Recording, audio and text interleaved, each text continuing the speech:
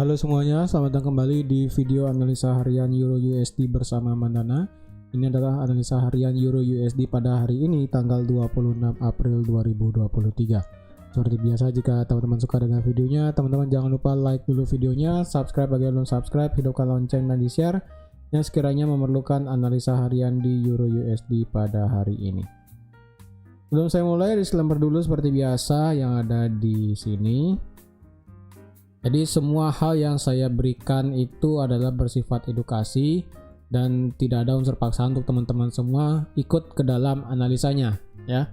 Jadi segala open posisi trading itu kembali lagi menjadi tanggung jawab teman-teman pribadi, karena itu akun pribadi teman-teman juga.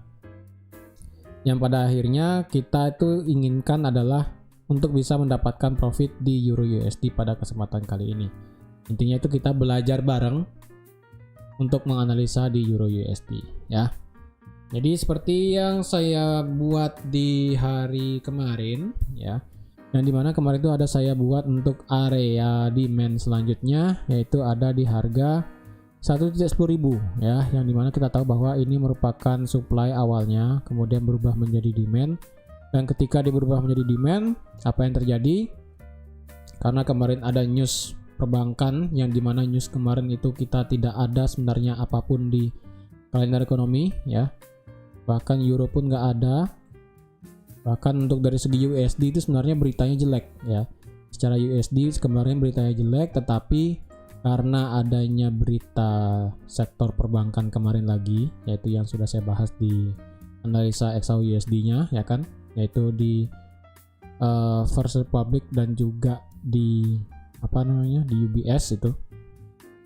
Jadi karena itu area 1.10.000 dengan mudah di breakout oleh market, apalagi area demand kita di sini itu juga di breakout dengan mudah oleh market. Oleh karena itu ini sudah tidak berlaku lagi. Jadi itulah mengapa teman-teman harap berhati-hati di market ya. Walaupun kita tidak ada kalender ekonomi yang terjadi ya, tetapi jika ada suatu kejadian yang tidak ada di kalender ekonomi, itu biasanya level-level area penting yang sudah kita buat itu biasanya tidak akan berpengaruh di market. Biasanya seperti itu ya. Contohnya itu seperti di 1.10.000 ya. Yang dimana yang untuk sebelum-sebelumnya ya, jika harga itu break 1.10.000 misalnya pada saat kejadian di sini ya, harga di 1.10.000, kemudian setahu saya ini nggak ada berita sepertinya, atau nggak ada berita tetapi berita yang sesuai dengan kalender ekonomi ya. Jika beritanya sesuai dengan kalender ekonomi, biasanya area-area penting itu akan menjadi titik kunci apakah harga itu akan lanjut naik atau lanjut turun, seperti itu. Contohnya ya kayak kejadian kemarin di sini ya. Ini sepertinya turunnya kencang ini akibat berita yang memang terjadi di kalender ekonomi, yang dimana dia break ke atas, kemudian dia naik, dan kemudian ketika dia break ke bawah 1.10.000, retest, dan kemudian turun. Sama halnya pada saat kemarin ya, pada saat analisa di hari Senin kemarin. Dia break 1.10.000, retest, dan kemudian terbang. Tapi apa yang terjadi pada saat berita di luar kalender ekonomi? Harga itu tidak memperdulikan area 1.10.000, yang dimana kita tahu itu adalah harga penting, dalam artian itu adalah harga kunci, harga bilangan bulat, yang dimana biasanya itu trader pasti menunggu di area tersebut biasanya.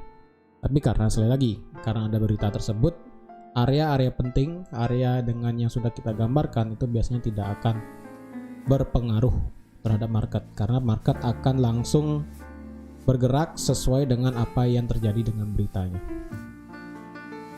Dan kalau kita lihat untuk pada hari ini, berita euro kita nggak ada yang begitu penting ya, kecuali cuma USD aja sih, yaitu mengenai durable goods dan core durable goods order, sisanya nggak ada.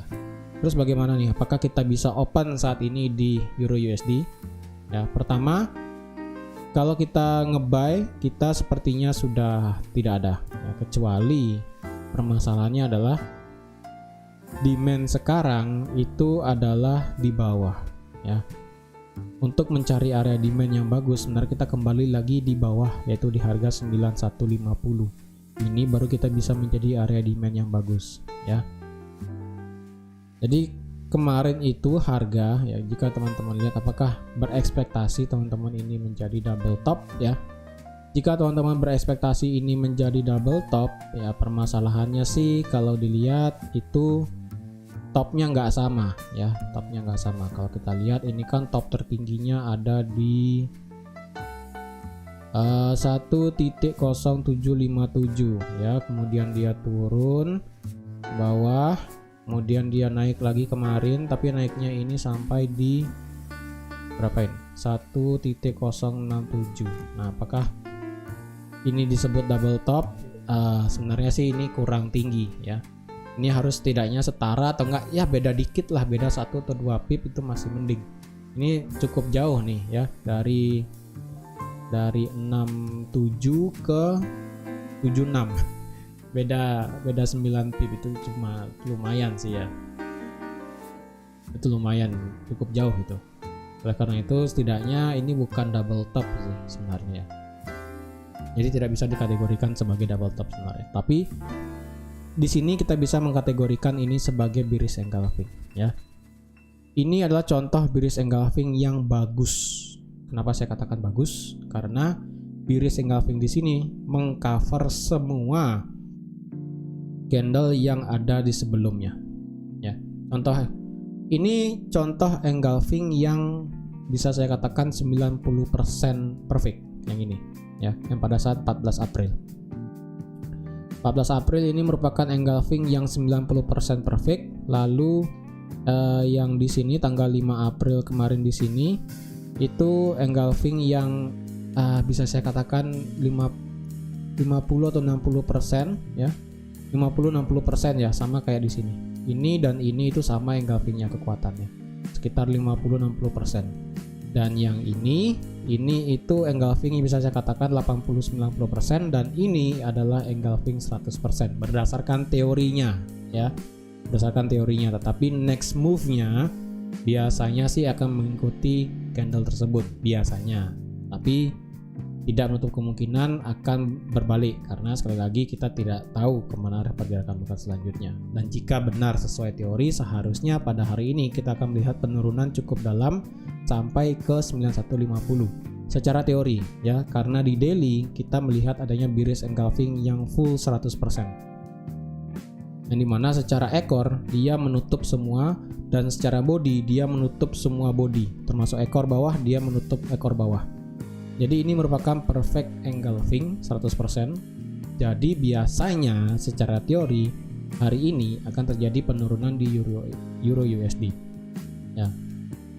Harusnya demikian, tapi kita tidak tahu nanti bagaimana pergerakan marketnya ya. Dan kalau dilihat apakah kita bisa ambil sell kalau gitu.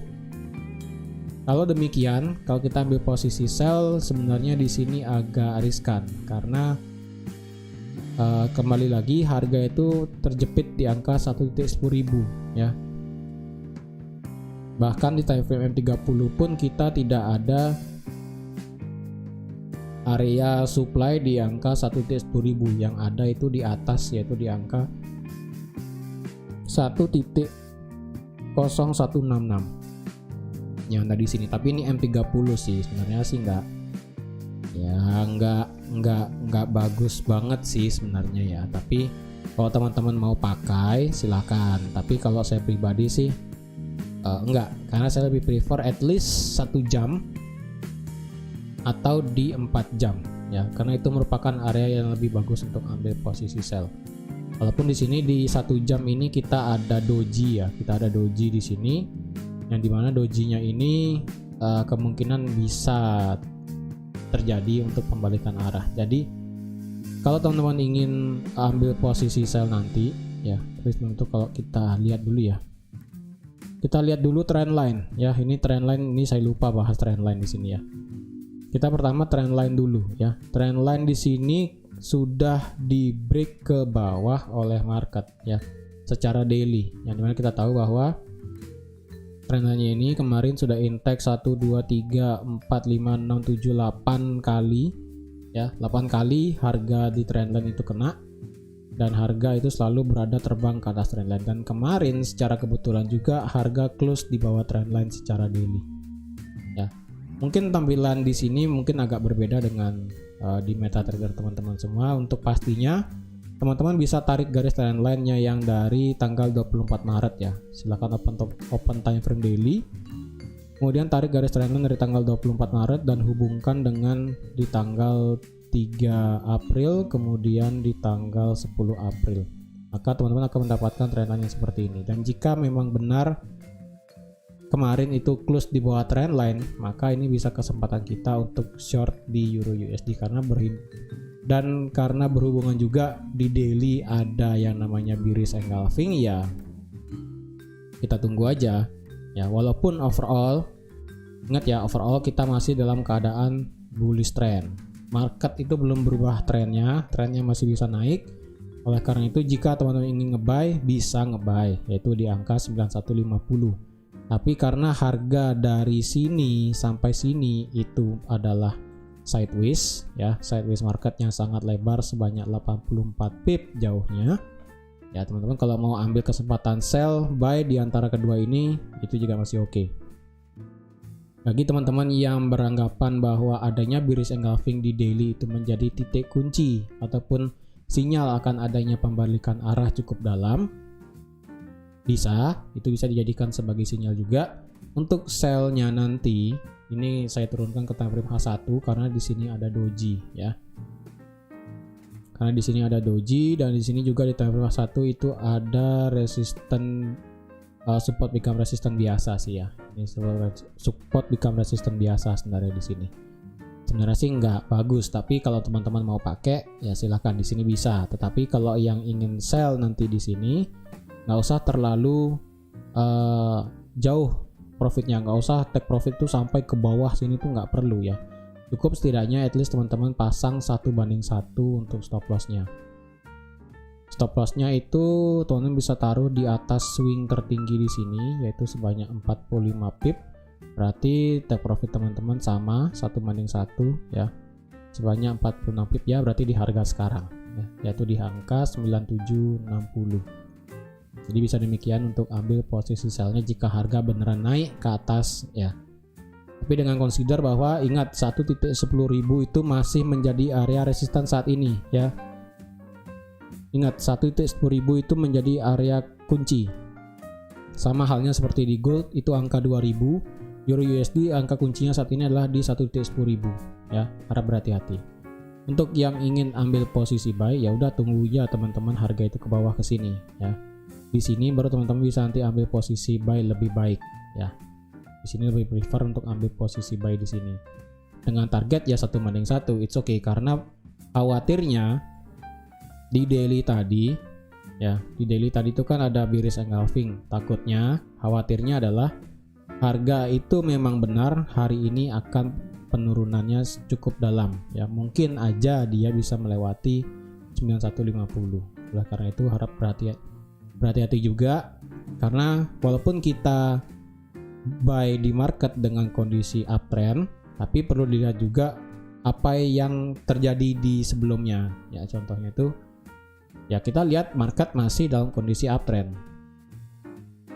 Contohnya kita masih dalam kondisi uptrend ya, kita anggaplah harga itu terjadi pada saat di tanggal 17 April kemarin ya.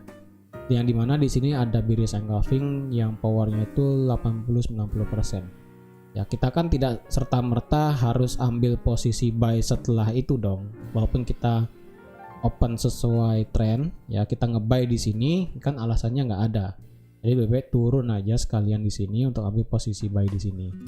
Ya, takutnya hari ini akan mengulang apa yang terjadi di tanggal 17 April. Harga itu bisa membuat penurunan. Oleh karena itu, yang ngebuy harap sabar karena harga berada di tengah-tengah, dan sell juga harus sabar karena resisten 1.10.000 itu akan menjadi kunci ya. Entah harga itu tidak akan naik sampai ke area supply di H1. Ya, mungkin aja harga itu cuma sampai di sini ya. Harga itu mungkin cuma sampai di sini, kemudian dia bergerak turun, itu juga bisa ya. Entah dia sampai sini atau sampai sini itu tergantung marketnya, karena sekali lagi market itu punya kehendaknya sendiri ya.